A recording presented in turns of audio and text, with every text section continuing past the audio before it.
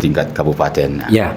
Tadi menarik nih Pak Tengku. Ini mungkin ya kami tanya lagi nih ya tentang Kampung Qur'ani tadi.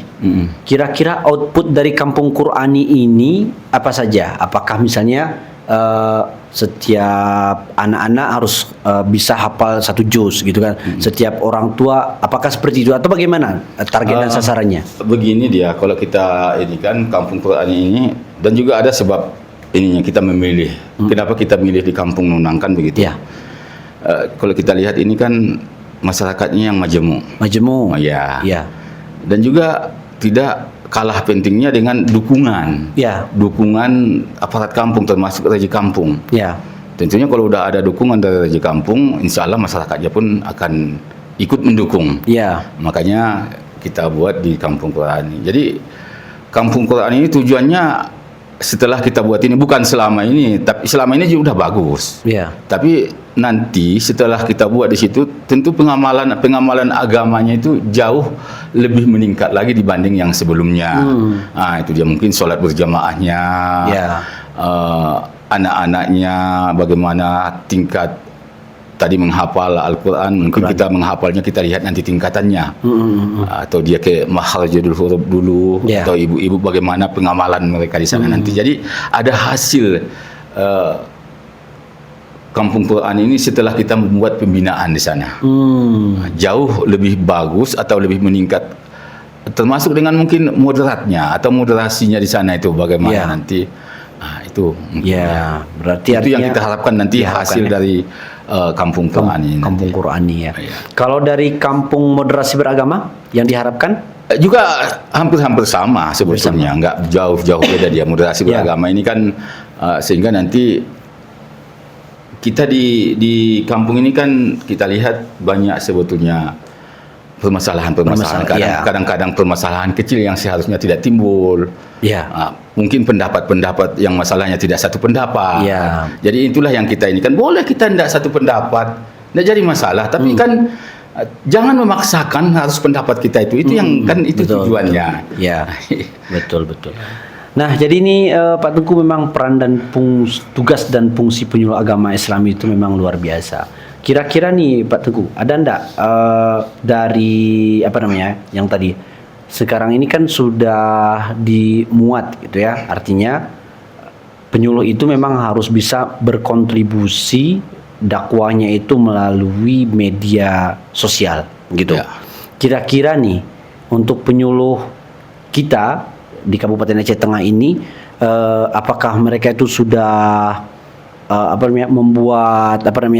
membuat pelatihan semacam penyampaian informasi melalui media sosial gitu? Kemarin kan kita ada fokus untuk diskusi sama Balai Diklat tentang pelatihan nanti ke depannya. Itu kita juga minta. Untuk saat ini kan belum ada pelatihan, tapi kita sebagai IPAR ini kan sebagian kita ini udah ada anggota. Tapi kalau tingkat ini di Kabupaten Aceh Tengah kita udah pernah sekali, termasuk Tengku sebagai pemateri kan begitu. Banyak, alhamdulillah kita ambil dari situ. Apalagi kita ini kan penyuluh ini kan ada yang usianya yang sudah lanjut lah. Maksudnya tahun 71-an. Saya ini sebetulnya udah lambat di media sosial ini. Tapi dengan adanya pelatihan itu, baru sekali kita pelatihan, alhamdulillah banyak kita mendapatkan, maksudnya membuat flyer dan lain-lain. Dan juga kita di antara penyuluh ini ada adik-adik yang di bawah kita yang masih muda-muda.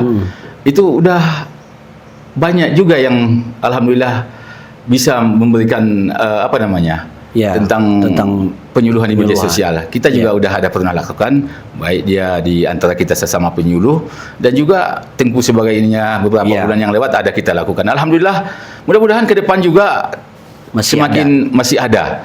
Sebab manfaatnya sangat banyak sekali. Khususnya kami yang mungkin di atas tahun 70. Betul. Oke, terakhir nih Pak Tengku. Kira-kira nih harapan Pak Tengku Ali Idris sebagai Ketua IPARI Kabupaten Aceh Tengah terhadap penyuluh-penyuluh agama Islam kita yang ada di Kabupaten Aceh Tengah. Apa kira-kira harapannya nih tentang peran dan tugas penyuluh agama Islam itu? Diharapkan kepada kawan-kawan penyuluh agama Islam yang ada di Kabupaten Aceh Tengah, ya mungkin semaksimal mungkin untuk melayani umat, memberikan penyuluhan, bimbingan dan informasi-informasi keagamaan ke masyarakat. Jangan tinggal diam. Ya. Jangan sampai penyuluh ini umpamanya ada pengajian-pengajian yang di kampung mungkin ribut menyebabkan pemahaman. Itu udah mencuat tapi penyuluhnya nggak tahu. Jadi harapannya penyuluh ini sebelum terjadi hal-hal ini sudah langsung di lapangan, memberikan informasi sehingga tidak ada gesekan-gesekan. Itu yang kita harapkan sama penyuluh. Jadi maksudnya cepat dan tanggap. Itu dia. Cuman di penyuluh ini kan sebetulnya ada apa namanya ini?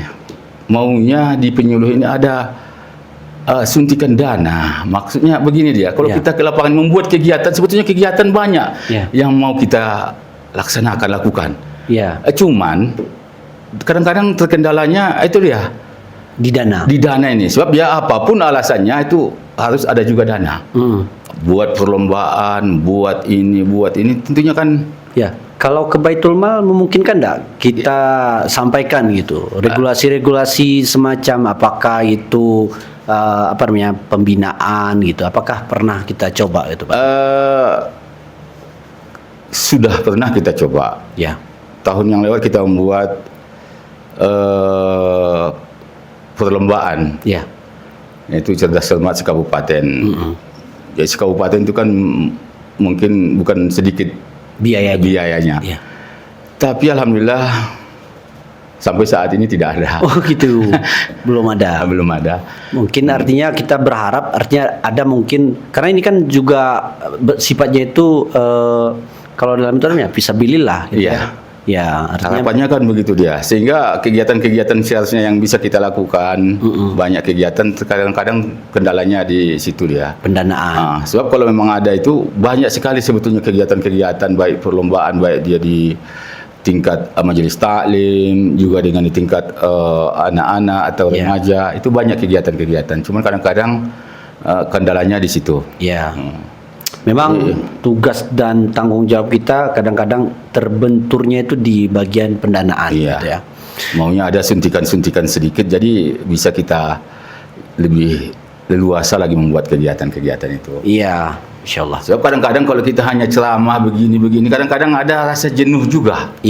Maunya ada suatu perubahan yang ini. Yang signifikan gitu ya karena adanya pendukung lah gitu ya, pendukung. Artinya orangnya sudah mau bekerja, tinggal nanti operasionalnya ya. Tapi operasional itu bukan untuk penyuluhnya, bukan. Itu untuk kegiatan tadi. Apakah itu semacam hadiah, piala dan lain sebagainya. Memang itu yang perlu disiapkan, uang pembinaan gitu, betul-betul. Paling nanti harapan kita memang Baitul Mal bisa mendukung kegiatan-kegiatan semacam ini. Mudah-mudahan dan mungkin instansi-instansi yang lain yang mungkin betul ya pemerintahan. Apalagi sekarang ini memang program-program yang disampaikan oleh Bapak Bupati memang luar biasa. Semoga memang bisa bersinergi dengan program di kepenyuluhan. Sahabat guys yang dirahmati oleh Allah Subhanahu wa taala, alhamdulillah kita sudah menjelang akhir nih ya. Sudah jam 2:56. Artinya kita akan padai pertemuan kita yaitu tentang peran dan tugas penyuluh agama Islam. Sama seperti yang disampaikan oleh Bapak Tengku Ali Idris, kalau sekiranya kita ingin berbincang tentang masalah peran dan tugas itu penyuluh itu apa saja, mungkin 24 jam ditambah 24 lagi belum selesai gitu.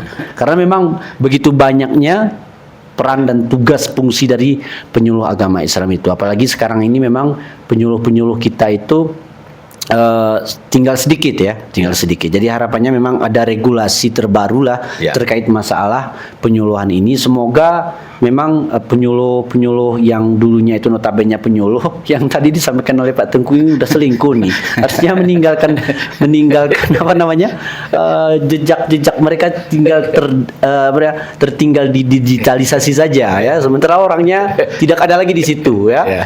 Nah, jadi harapannya seperti itu. Nah, terakhir nih Pak Tengku, silakan disampaikan penutup nih, mungkin ada secercah nasihat atau secercah ya edukasi lah untuk para penyuluh kita dan masyarakat yang mendengarkan program Kisah Inspiratif dan Edukasi ini. Alhamdulillah untuk kita penyuluh harapannya semakin dengan semakin banyaknya tugas dan tantangan kita ke depan, mari kita untuk melakukan, jangan bosan-bosannya untuk menjadi atau memberikan motivasi ataupun mengajak umat supaya jauh lebih baik. Ini mungkin, jadi mungkin juga diharapkan kepada kita masyarakat ini, kalau seandainya penyuluh ini membuat kegiatan, dan ini tentunya harus ada dukungan dari semua pihak. Ini mungkin harapannya. Ya, alhamdulillah, masya Allah.